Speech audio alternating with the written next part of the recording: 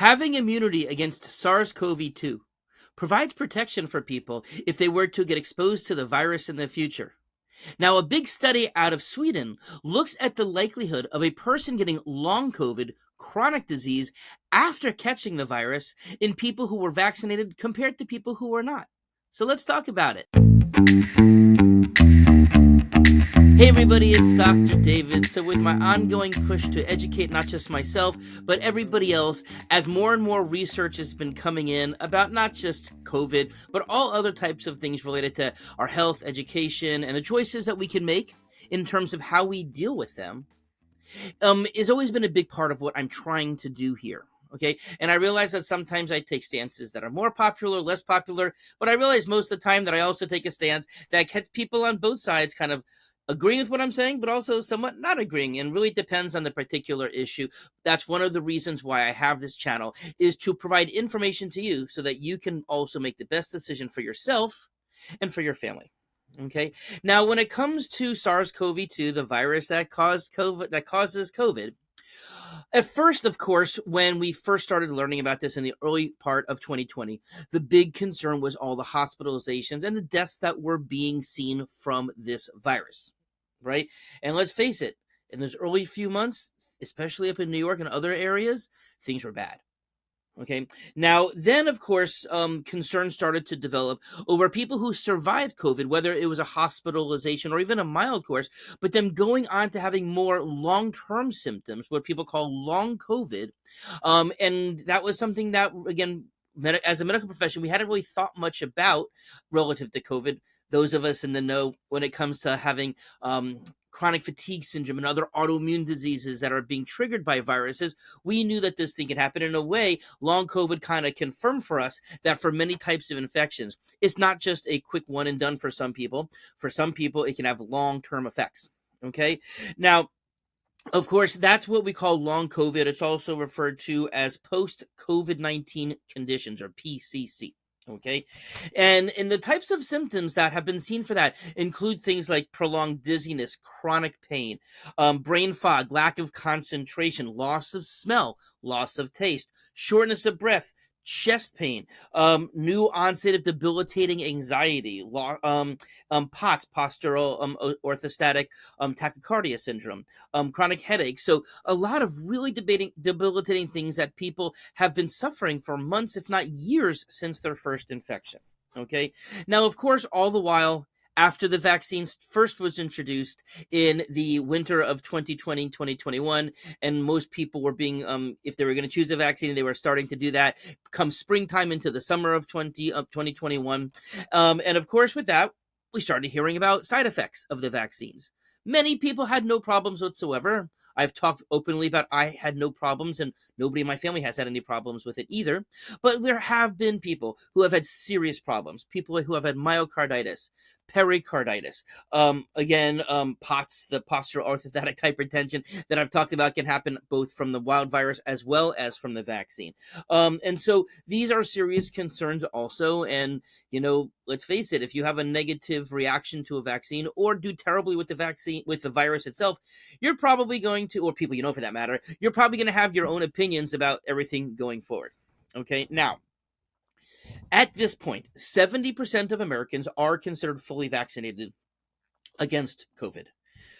Also, 94% of people have been estimated to have the natural virus at least one time already. Okay.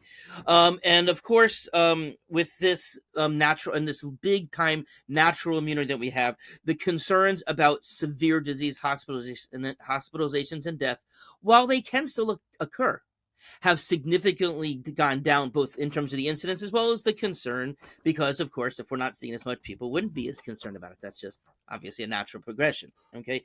Now, as of this recording in December 2023, it is felt that 96% of all people in America have at least some part of immunity, some form of immunity against the virus SARS-CoV-2.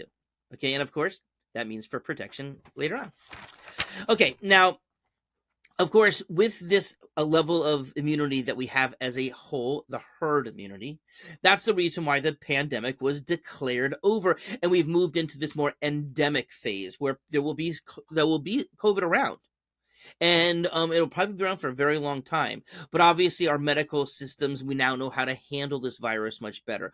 We know, obviously, those of us who know about vitamin D and zinc and the immune protocols and the taking of vitamin A and all the things that I've advocated, we now know better how to treat this as well, naturally, as well as pharmaceutically, as well, for that matter. And of course, that's all good knowledge and gives us all a sense of relief. Now, this study now that I'm referring to, 600,000 people from Sweden were studied. And it was in one of the bigger journals of the world, the British Medical Journal. Yes, it was in this. The research was in Sweden, but the journal itself is out of Great Britain. And they looked at people who first developed COVID-19 between December 27th, 2020, and February 9th, 2022. And these were looking at in the two largest regions in Sweden. Okay, and we've talked before about how Sweden has taken some different approaches to than COVID than other places in Europe and certainly here in America. But of those 600,000 people, about 300,000 of them were people who first had been vaccinated, and 300,000 people who had not been vaccinated before they were infected by COVID to be enrolled into the study. Okay. Now, as for what they were actually looking at, so individuals first, they were followed from the first moment of their infection, or first logging of their infection, I should say, until either they died, they emigrated out of Sweden because their national system wouldn't be covering or wouldn't be tracking them anymore, whether they were vaccinated, whether they were reinfected, or if they have a long COVID diagnosis. Okay, or also when all of the data had been completed at the end of the study period there. Okay, so there were a lot of different reasons why people were, but again, you first got into it by getting infected. And then one of those other things had to happen for you to be said, okay, you now have a finality data point for yourself, or for that individual, I should say. Okay.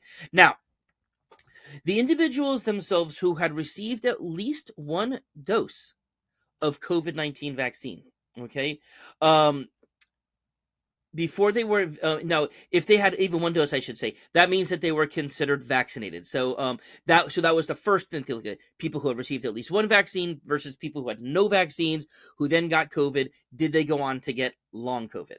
Okay. Now, as far as this is concerned, long COVID itself, as we talk about, can be very debilitating. But what they found was, of the 300,000 people who were vaccinated, 0.4% then went on to have a diagnosis of long COVID. Whereas people who had never received any vaccine who then caught COVID, 1.4%, more than 3 times the likelihood of developing long COVID if a person was not vaccinated first. Okay. And in that study, basically, that's like, as I said, a threefold increase, more than that, actually. So of the people who were vaccinated, 21,000 of them had only one dose. 205,000 of them had 2 doses, and another 73,000 had 3 or more doses. So it was 1 versus 2 versus 3 or more. Okay. And here's the interesting thing about this. Okay.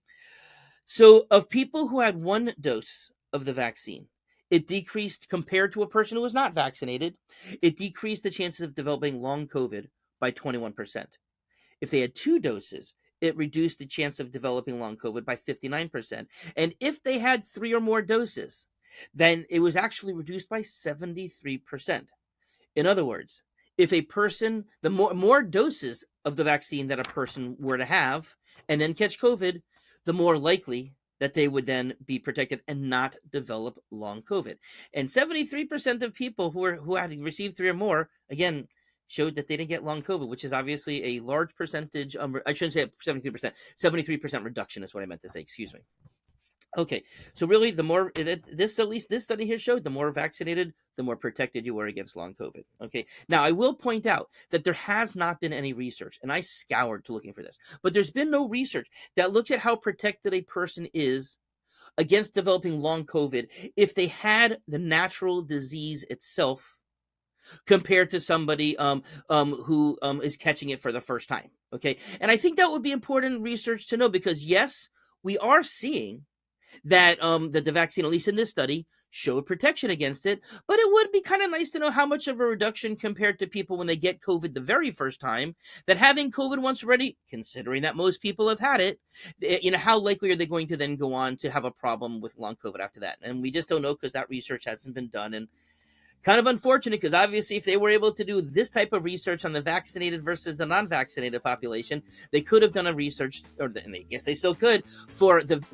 non-vaccinated person, chances of catching long COVID with having their first infection versus having the immunity from the first infection and then after their second infection. So do this information whatever you want. Have a nice day.